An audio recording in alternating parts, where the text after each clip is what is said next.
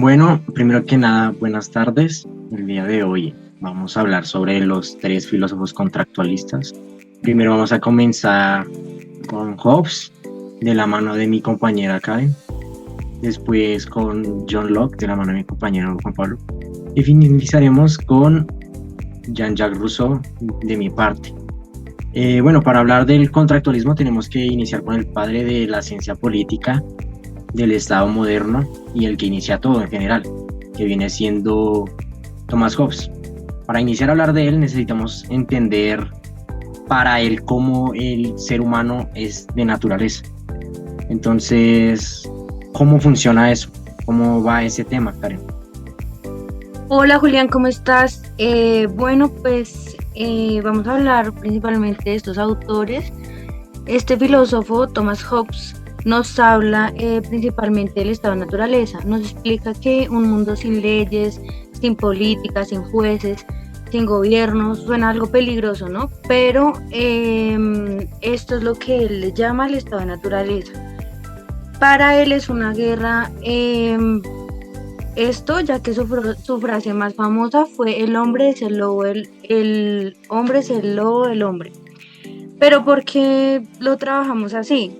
Porque lo explica así, porque dice que el ser humano es egoísta por naturaleza, porque actuamos por miedo, por deseo, necesidad. Él habla sobre unos principios especiales, no sé si ustedes los tengan bien Y son los claros. principios de la tradición inglesa. Lo que hace Hobbes es positivizar la filosofía, porque hasta antes de eso nunca se había hecho, y crear una nueva ciencia que es la ciencia política. ¿Cómo se logra hacer eso? Por medio de cientificarla, por así decirlo, desde unos principios pragmáticos, de unos principios empiristas, de mecánico causal, materialista, entre otras cosas. Y desde aquí es que él comienza a, por así decirlo, a hacer su teoría. Él dice que es importante que todo lo que se va a utilizar en esta ciencia política tenga realmente una influencia en el mundo real. Por eso argumenta el pragmatismo, porque si no tiene incidencia en la política, no tiene incidencia en lo social, no trasciende a más de simplemente ser una teoría, no tiene sentido usarlo. Argumenta que se necesita del empirismo porque por medio de la experiencia humana es que se puede conocer las cosas.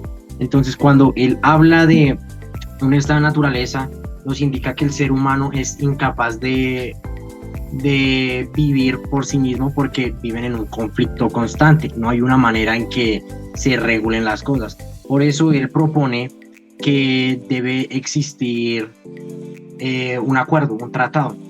Este tratado, para que se lleve a cabo, tiene que acordarse entre todas las partes, entre todas las personas que se realice. Esto sucede debido a que el principio mecanicístico causal implica que existe una causa encausada. ¿Qué significa esto? Que hay una causa principal, la causa que causa las demás cosas.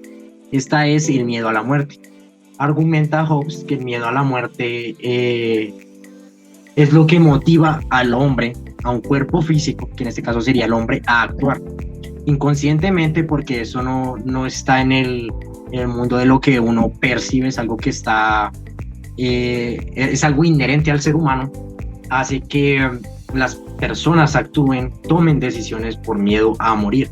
Entonces esto significa, en pocas palabras, traduciendo lo que todo se hace por miedo a morir, que se transforma en deseo a vivir.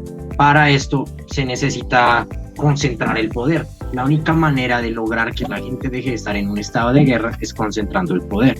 Esto se hace por medio de un contrato. Y aquí es donde nace uno de los grandes aportes de Thomas Hobbes, que es el Estado.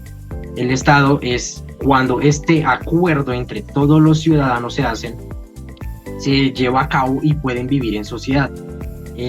Al poder vivir en sociedad, este estado de caos, de todos contra todos, se acaba por medio de jerarquizar el poder, de controlar el poder, de lograr que el poder esté controlado.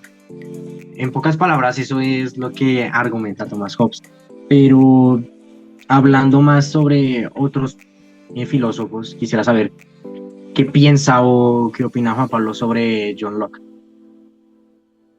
Bueno, pues acá en el tema de John Locke, Él habla sobre la legitimidad en el gobierno, eh, él critica, digamos, a las monarquías en ese sentido porque no son legítimas, ya que un gobierno legítimo debe respetar las decisiones del pueblo, debe ser elegido por el pueblo, también debe tener en cuenta todo eso para ser legítimos y debe estar guiado en la división de poderes, lo cual la monarquía Eh, no tiene. ¿Y cómo funciona el estado de naturaleza o cómo es antes de que exista un estado? Bueno, acá respecto al estado de naturaleza como tal, él menciona que también se basa como en un estado de guerra, donde en caos, donde es un ámbito que actúa de una manera inconsciente. No es algo tan que se tenga como tan racional, sino es más que actúa por el inconsciente de cada persona y a causa de eso nace el Estado, para Ahí controlar y proteger ese caos.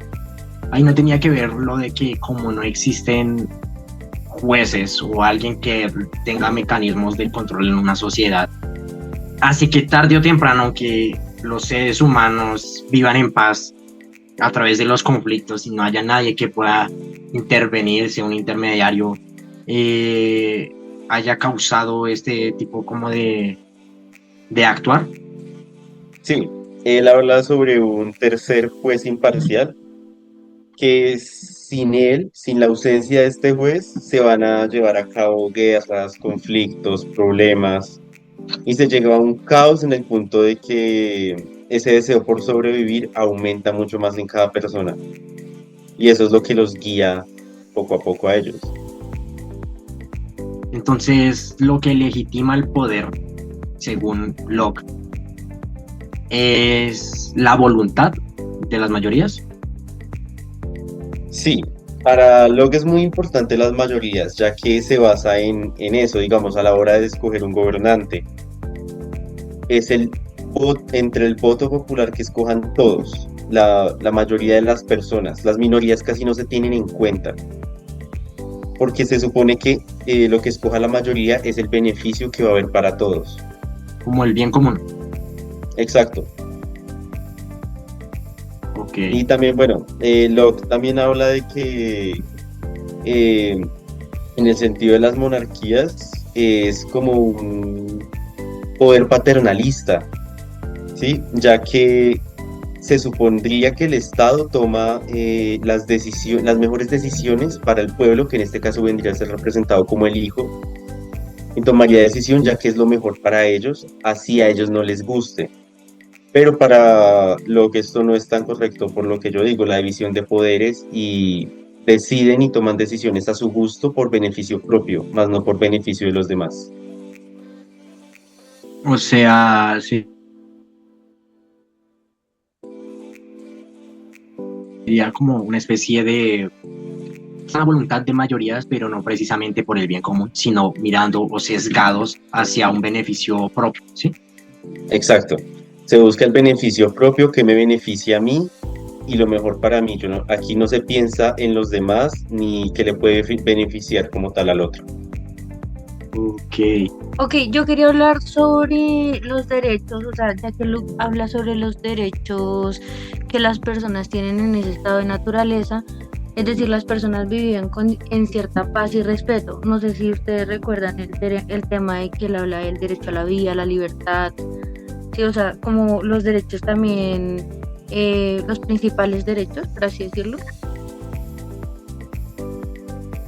Alguno sobre, porque ustedes están hablando sobre el bien común. El bien común también tendría que ver con ese tipo de derechos fundamentales. Pues claro, Sí, es porque que se esto se busca primar legitima, eso. se Primero, legitima Julián, por medio de los jueces, porque estamos hablando de que en un estado de naturaleza tarde o temprano se van a generar conflictos. Entonces, si no hay nadie que regule a las personas, siempre van a terminar pasando cosas malas. Entonces, en este caso, los derechos se vendrían fundamentando en un sistema compacto que respalde a los jueces con leyes que les respalden las decisiones que tomen. Por medio sí, de o los sea, jueces imparciales es que ujú. se llevaría a cabo esto. sí, jueces imparciales que defiendan y pues tú estarías hablando ahí del contrato social, de que igual las personas también tienen derecho a rebelarse si así lo ven necesario. Creo que sí, eso lo Bueno, tiene más claro con Pablo.